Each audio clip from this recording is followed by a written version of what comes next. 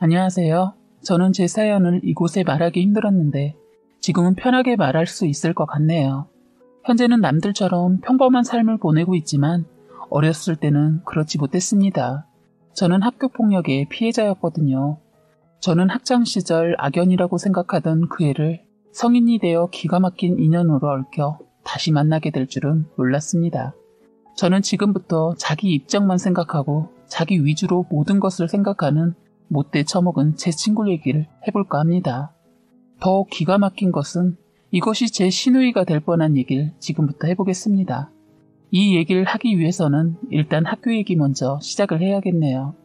저는 그 시누이가 될 뻔한 친구와는 중고등학교 친구였습니다. 저희는 중학교를 시골에서 다녔는데 그때만 해도 저희는 절친 정도는 아니었고 그냥 얼굴만 아는 정도의 사이였습니다. 그 친구는 중학교 때에는 그냥 평범한 친구였던 걸로 기억이 됩니다. 그렇게 저희는 중학교를 졸업하고 고등학교를 시내에서 다니게 되었는데 그때 저희 부모님께서 더 이상 농사 짓는 거 힘들다고 하시면서 시골 땅을 팔아 시내로 이사를 가게 되었습니다. 그래서 저는 자취를 하지 않고 편하게 집에서 고등학교를 다닐 수 있었어요. 그 친구는 형편이 좋지 않아 자취를 하지 못하고 시골에서 시내까지 힘들게 통학을 하는 것 같았습니다. 우연인지 저희는 같은 반이 되었고 그 친구와 절친은 아니었지만 같은 반에 친한 친구가 하나도 없고 그리고 아는 애라고는 그 애밖에 없어서 그 친구랑 얘기를 하게 되었어요. 먼저 그 친구가 너 나 알지? 어떻게 그 많은 애들이 한 반에 너하고 나밖에 없냐? 어쨌든 같은 반이 되었으니까 친하게 지내자.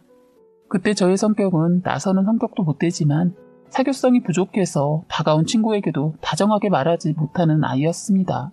그런데 그 친구는 쉬는 시간이나 점심시간 때 자꾸 저에게 다가와 말을 걸었고 친한 척을 했어요. 저는 수업이 다 끝나면 집에 가기 바빴는데 그 친구는 저랑 놀기를 원했어요. 제가 낯가림이 심하다 보니 쉽게 정을 주지 못했는데 시간이 갈수록 그 친구가 편해지면서 서로 친하게 지냈죠. 친해지기까지는 조금 시간이 걸렸지만 친해지고 나서는 둘도 없는 친구가 되었어요. 새학기 초에는 둘이 붙어 다니다가 시간이 가면서 반 친구들과도 친해지기 시작했어요. 저는 원래 한 사람한테 올인하는 성격이라 여러 명의 친구와 사귀지 않았는데 소희는 워낙 사교성이 좋아서 그런지 저랑만 붙어 다녔는데도 어느새 여러 명의 친구를 사귀었더라고요. 소희는 자기가 알고 지내는 친구들을 저에게 소개해 주어서 그때부터는 소개받은 아이들끼리 함께 다니게 되었습니다. 모두 그때 처음 친해지게 된 애들이었어요. 그렇게 새 학기에 소개받은 친구들과 여럿이 함께 다니게 되었어요. 그런데 시간이 가면 갈수록 성격이 맞지 않는 아이들도 생기게 되었어요.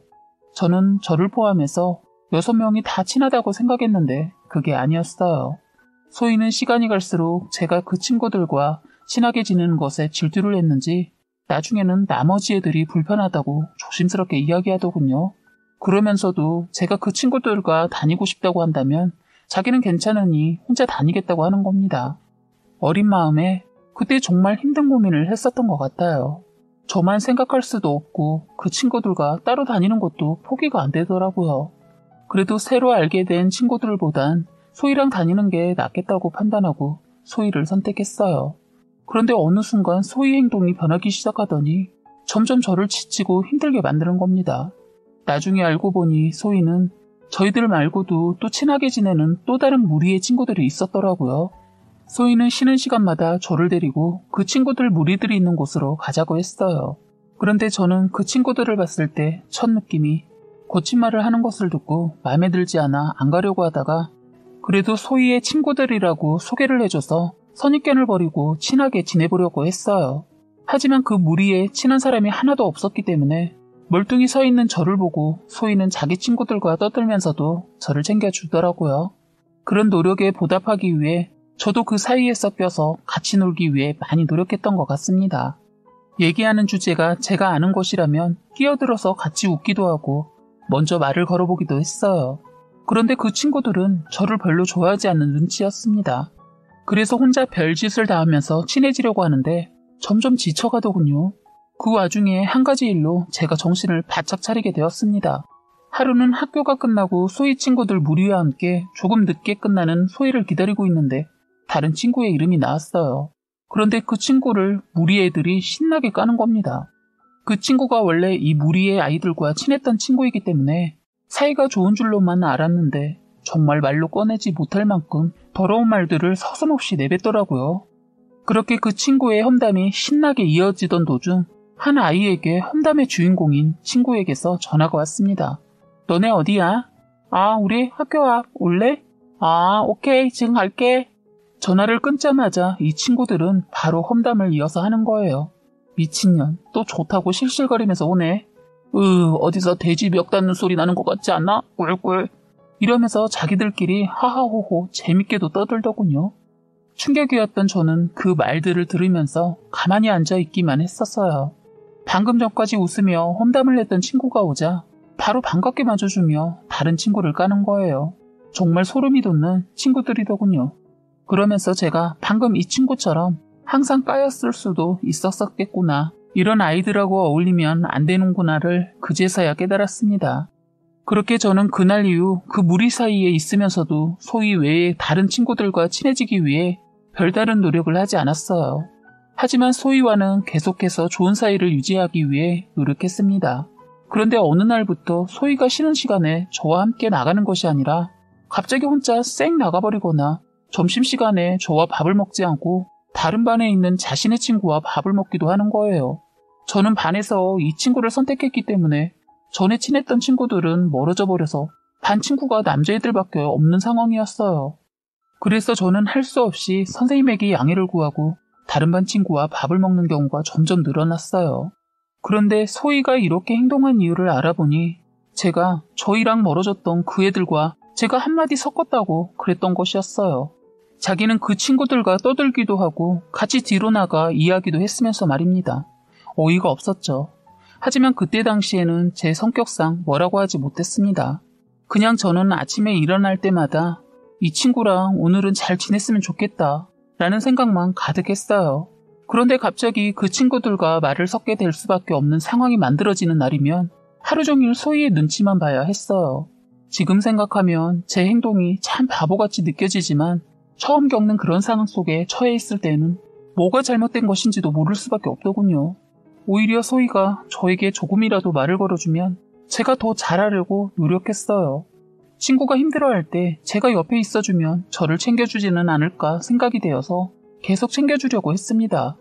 그런데 그렇게 하루하루를 지나면서 어느 날 제 뒤를 바라보니 저는 소희에게 맞춰주기 위해 하루를 보냈고 그 친구가 저에게 하는 행동에 따라 그날 기분이 결정났습니다.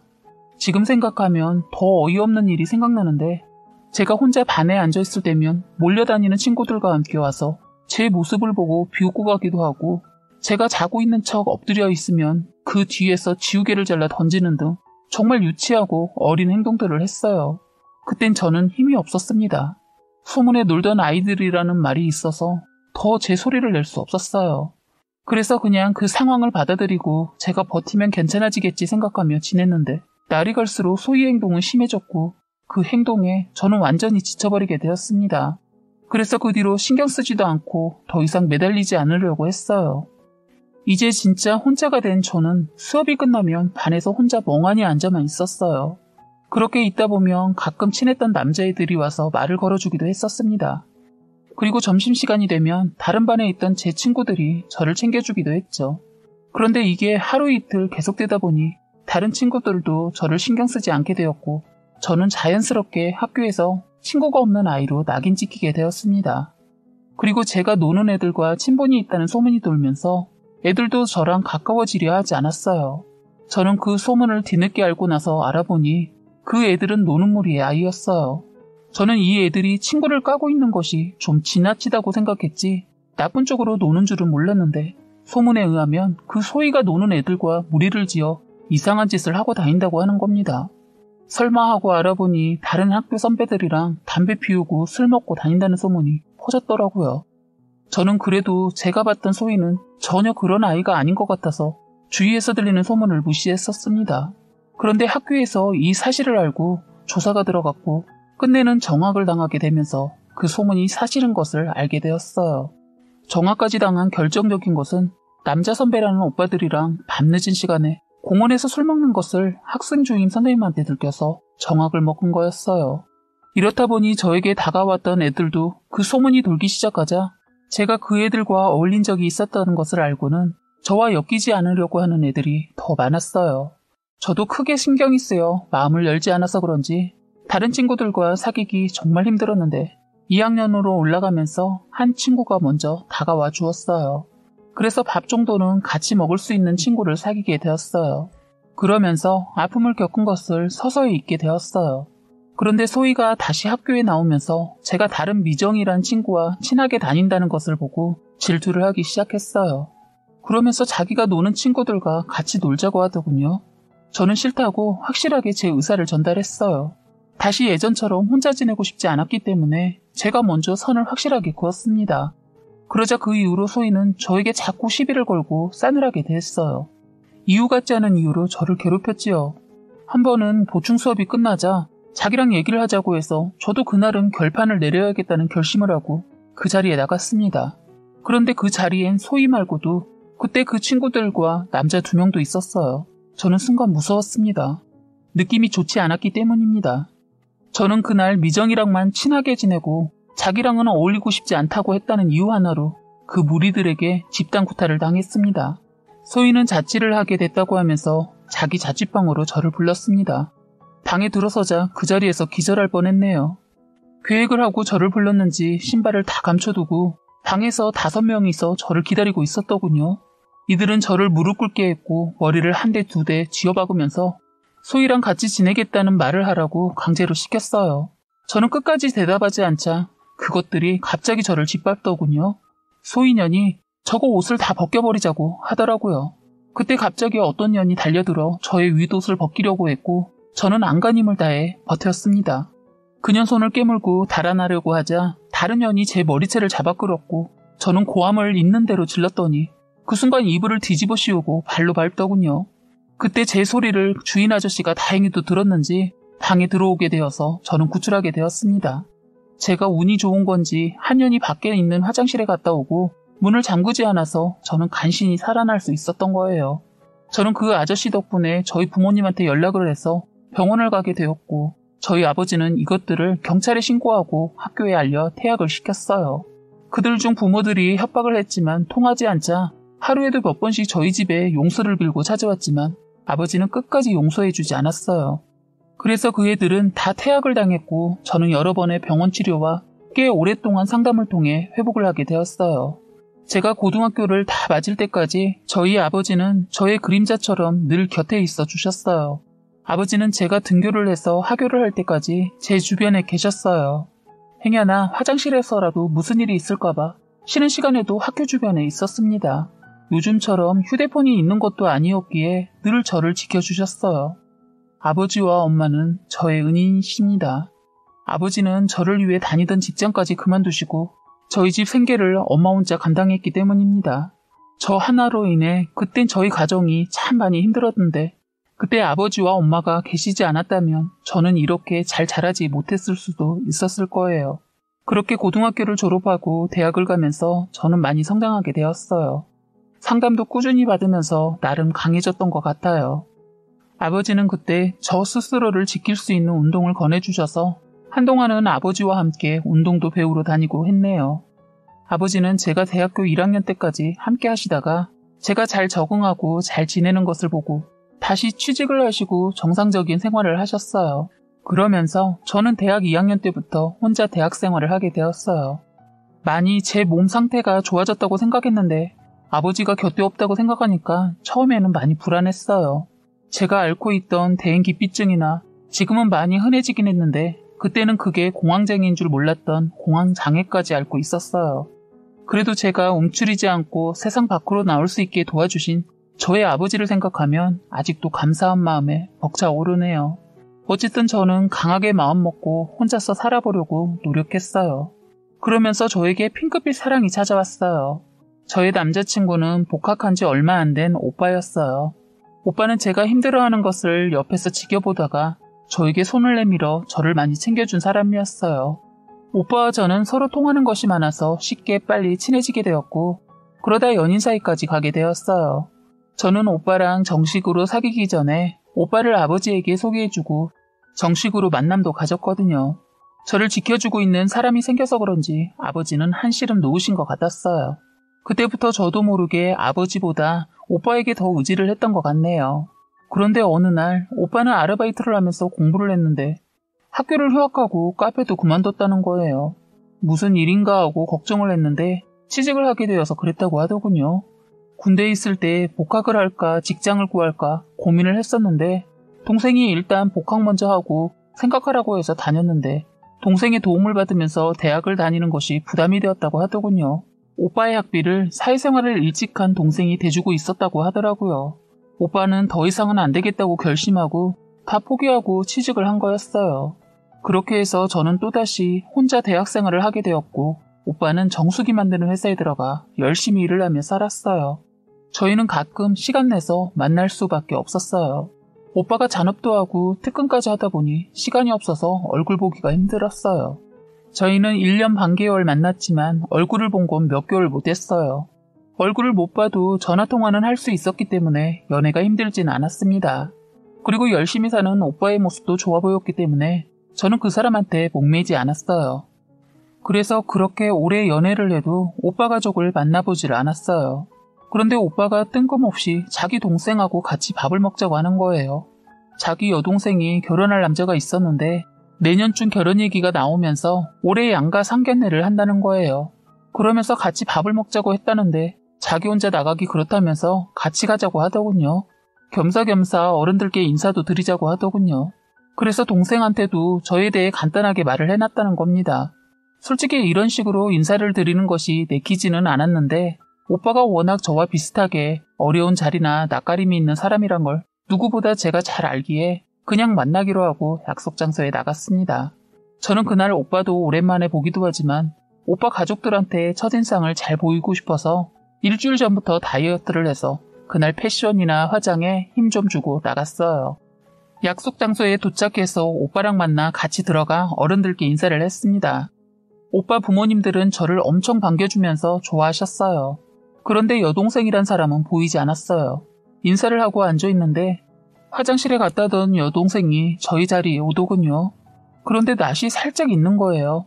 그런데 여자들은 화장을 하니까 사실 세월이 흐르면 잘 몰라보는데 머리는 고등학교 때부터 길었는데 여전히 허리 길이가 될까 말까한 기장에 그때도 가끔 화장을 했었기 때문에 화장을 세련되게 했다고 해도 후회라는 것을 딱 봐도 알 수 있었어요. 저도 모르게 그 몹쓸 인간한테 당한 걸 생각하니 제 손에 힘이 들어갔어요. 그 애는 저를 보고 전혀 저를 알아보지 못하고 인사를 건네더군요.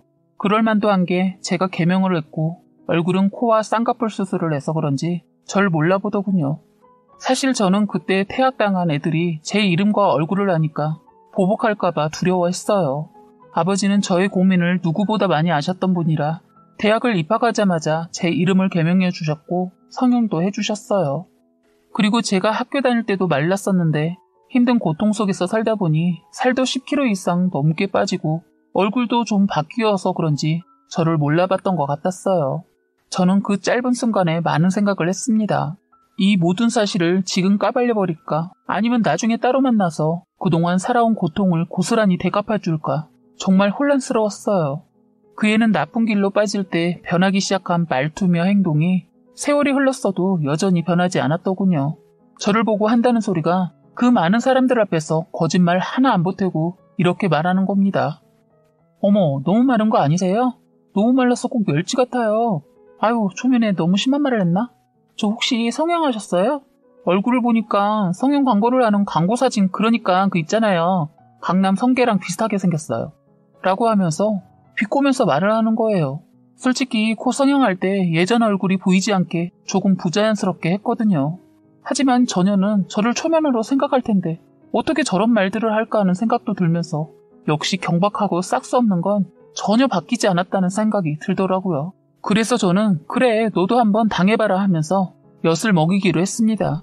역시 사람은 변하지 않는다고 저는 이 자리에서 그것을 파혼시키고 완전 복수를 해야겠다고 결심했어요. 소희가 저에게 험담을 하고 나서 소희 엄마는 얘, 너 말 조심해. 초면에 무슨 말을 그렇게 하니? 하시자 남자 쪽 엄마도 지민이 그건 정말 아닌 것 같은데 내가 너 직설적인 거 좋아하긴 하지만 이건 예의 없는 행동이야. 무슨 말을 그렇게 하니? 하자 표정이 일그러지더군요. 저는 더 이상 참지 말고 속으로 다짐했고 일단 화를 진정하고 웃고 넘어갔습니다. 그리고 이름을 물어봤어요. 저요? 정지민이요. 근데 제 이름은 알아서 뭐 하시려고요? 하면서 웃더라고요. 정말 다시는 떠올리고 싶지 않은 이름을 다시 듣나 했는데 이름을 개명했더군요. 그래도 그 목소리는 다시 들으니 정말 소름 끼쳤어요. 야, 너 나 모르겠어? 하자 좀 전에 예비 시어머니한테 한 방 먹은 것을 대갚아 주려는 심보로 어머, 초면에 너라니? 그리고 제가 당신을 어떻게 알아요? 오빠 뭐야? 똑바로 연애. 뭐예요? 이 여자가 더 예의 없구만. 그러자 남자 쪽 엄마가 그래, 초면에 그건 좀 그러네. 근데 가만히 있어봐. 혹시 우리 지민이에 대해서 잘 아는 분이신가? 그럼 나도 지민이에 대해 통 아는 게 없어서 그러는데 한번 우리 지민이에 대해서 말 좀 뭐 해줘 볼래요? 그랬더니 옆에 있던 소희 인연이 화들짝 놀라더니 저 이 사람 모르는데 무슨 말을 들어요? 라고 하더라고요. 그래서 저는 여기 있는 지민이란 분이 저를 몰라보는 것 같아서 그러는데 지금부터 제가 하는 말 들으시고 놀라지 마세요. 말해놓고 저는 물을 벌컥벌컥 들이켰어요. 그러자 소희는 발끈해서 뭐야 너 내가 너에 대해 뭘 안다고 지랄이야. 화가 났는지 자기는 상견례를 하고 있다는 것을 잠깐 까먹었는지 욕까지 하더군요. 소희의 예비 시어머니는 소희 말을 듣고 인상을 찌푸리셨어요. 내가 나를 몰라보니까 내가 너에 대해서 말하면 누가 떠오르는지 생각해봐. 너 학교에서 퇴학당하고 잘 살았나 보다. 결혼까지 하려는 거 보면 남에게 상처 주고 넌 잘 지냈나 봐. 하자 소희 그것이 태양 얘기를 하자 그때야. 뭐야 도대체 너 누구야? 너 혹시 황소라? 너 정말 황소라야? 너 얼굴 다 뜯어 고친 거야? 정말 너란 애를 이런 자리에서 보게 될 줄이야 정말 몰랐다. 고등학교 1학년 땐 정학당하고 2학년 땐 내 자취방에서 남자들과 한 방에 둘러앉아 담배 피우고 술 마시고 살았던 네가 신분 세탁하니까 소희가 지민이라도 된 줄 알고 살았니? 그리고 네가 나를 그곳에 불러내 나를 집단 구타하고 퇴학당했잖아.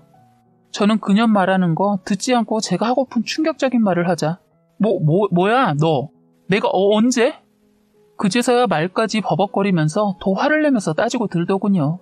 그러자 소희 남자친구가 제 말을 듣고 얼굴이 심각해지면서 믿지를 않는 거예요. 그러더니 뭐야 당신 지금 누굴 쓰레기로 만들어? 네가 뭔데? 하면서 따지는데 그 남자친구뿐만 아니라 소희 예비 시어머니도 믿지 못하는 표정이더라고요. 그래요. 솔직히 제가 말하는 걸 소희 가족만 알지. 그 두 사람이 이런 말을 초면에 본 여자가 하는 걸 어떻게 바로 믿겠어요. 소희는 아니라고 울면서 씩씩거리며 거의 반 실신 직전이었고 오빠 어머니도 거짓말을 짓거리더군요. 네가 사람을 잘못 알고 그러는 거 아니야? 어디서 없는 얘기로 사람을 바닥으로 쳐내려? 하자 오빠 아버지도 화가 나셔서는 너 이놈 사람 볼 줄도 모르고 저렇게 경우 없이 행동하는 여자를 만나고 다녔어? 하자 오빠는 더 이상 안 되겠는지 실토를 하더군요. 소라야, 그럼 그때 내 여동생이 힘들게 했다는 그 여자애가 그럼 너였던 거야? 그리고 내가 힘들어서 약 먹고 병원 치료에 성형까지 하게 만든 그 여자애가 내 동생이고? 하더군요. 제가 오빠한테는 자세한 내막은 다 말하지 않고 그냥 학창시절에 힘들게 한 친구 때문에 병원도 상담받으러 꾸준히 다니고 있고 약도 먹고 있으며 성형까지 하게 되었다고까지만 말했거든요. 맞아. 그게 오빠 여동생이야. 나도 오늘 지금 여기서 소희 보고 깜짝 놀랐어. 참 사람이 이래서 제 짓고는 못 산다는 말을 하나 봐. 하자 그때야 그 남자도 그 아줌마도 이제야 믿는 눈치더군요. 소희 그것은 오빠 지금 뭐하는 짓이야. 뭐하냐고. 나 아니라고 하면서 계속 부정을 했어요. 그러자 소희 남자친구가 너 뭐야? 이거 전부 사실이야? 그렇게 내 앞에서는 내숭 떨더니 그러면서 청순한 척은 다 한 거야? 그제서야 소희한테 따지고 들더군요. 그래도 끝까지 소희는 자기야 아니야 나 아니라고 전현이 지금 사람 잘못 보고 저러는 거야 믿어줘 하면서 자기 남자친구 바지가랑이를 잡고 늘어지더군요. 그것을 보고 있는 오빠가 그만해 소희 너도 이제 성인이 되었으니까 너도 어른답게 사과를 먼저 해야 하는 거 아니야? 왜 자꾸 피하려고만 해? 잘못했으면 사과하고 용서를 빌어야지. 너 때문에 고통받는 소라는 생각 안 해? 네가 철없던 시절에 그랬다면 이제는 용서를 빌어야 하는 게 당연한 거야. 왜 이렇게 어리석어? 하자 오빠 아버지가 갑자기 자기 아들의 뺨을 쳤어요. 이 새끼야. 너 하나밖에 없는 동생이 더 소중하지. 저딴 여자 하나 때문에 지금 이런 풍파를 만들어? 저딴 여자가 뭐라고? 아버지 그만하세요. 언제까지 싸고 둘 건데요? 소희가 정신 차리고 열심히 산 거 잘 알아요. 그럼 자기가 한 행동에 대해서도 세월이 흘렀지만 책임을 지고 사과를 해야죠. 하자 오빠 아버지 그러더군요. 아가씨도 그래. 꼭 이래야 했어? 죄송합니다만 저도 이렇게까지는 하고 싶지 않았습니다. 하지만 소희를 보세요. 전혀 미안해하지 않잖아요. 하자 그러더군요. 그럼 이놈하고 헤어질 거요? 대체 뭘 생각하고 이런 거야? 저도 마음 아프지만 그래야 하지 않을까 싶어요. 오빠를 사랑하지만 저도 이런 시누이가 있다면 아무리 사랑해도 헤어지는 게 낫겠어요. 하자. 그렇지, 그래야지. 나도 당신 같은 며느리 못 받아들이니까. 말하고 바로 쩔쩔매면서 예비 사돈한테 아이고 애들이 어려서 그럴 수도 있는 것을 이해해 주세요. 다 큰 것이 그걸 가슴에 푼 거 어리석어서 이해 못하고 저러는 겁니다. 사돈 이해하시죠? 누가 사돈이에요? 저희 집안은 대대로 천박한 며느리 드리는 집안 아닙니다. 그러고 보니까 지민이 아니 소희라고 했나요? 저거 학벌도 속이고 다 속인 거 아닙니까? 오빠 아버지는 끝까지 포기하지 않고 사돈 속이기를 누가 속입니까? 우리 딸 그동안 봐서 알지 않습니까? 자네 와서 자네가 말해보게. 오빠 아버지는 혼자서 안 되니까 오빠 엄마를 부르더군요. 소희 엄마도 학교에 대한 말이 나오면 자꾸 말을 돌려 지금의 모습만 봐달라고 애원을 하더군요. 보다 못한 오빠가 아버지 어머니 그만하세요. 이 집에 결혼 못 시켜서 환장했어요? 제발 그만하시라고요. 오빠도 화가 나니까 소리를 지르면서 그분한테 그래요 내 동생 학창시절 놀았고 퇴학당한 애니까 더 이상 여기 있지 말고 가세요. 하자 갑자기 그 남자가 이게 학교 다닐 때 완전 또라이였나 보네. 하자 남자 엄마가 너 정말 이렇게 행동하고 놀았던 년이었어? 그래놓고 내 아들이 고등학교 때 사귄 애 있었다고 지자분도 잡은 거야? 참 말이 안 나오네. 이런 더러운 년. 뭐 모든 개가 뭐 모든 개 남을 한다더니. 가자 아들.